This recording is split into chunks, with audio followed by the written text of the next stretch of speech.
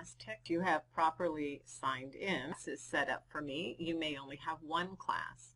Let me start with the pre-HSE series on the skills to help build your scores for the so that you're in a good position to be ready for the GED.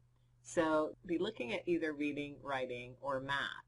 And you've been assigned by your teacher to do one or perhaps two of those courses told you and made recommendation for. Let's just pick on reading here. So if I click on reading,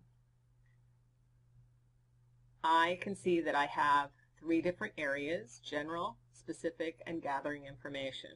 Since I've already demoed this once, I already have general reading in progress, but you can see where I haven't actually gone into the other areas. So if I look at specific reading skills, you can see there's reading literature, nonfiction, reading historical documents. But before you actually get into the content, you need to take a pretest.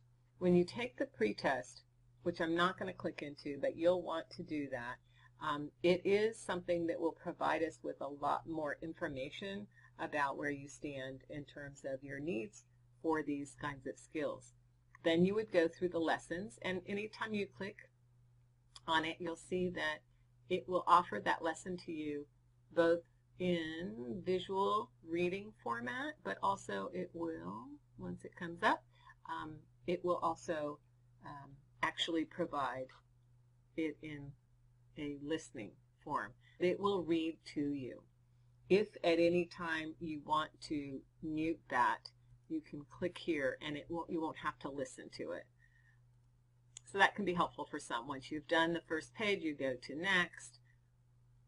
It'll go through the objectives again. By the end of this lesson, you will be able to think about why we study literature.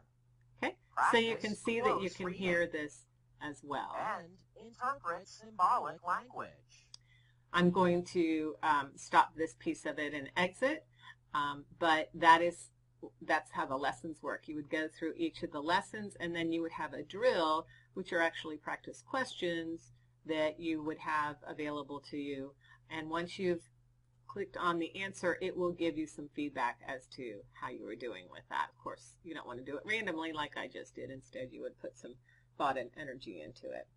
And once you have finished the drills, so you've done the lessons, you've done the drills, then there is a post-test.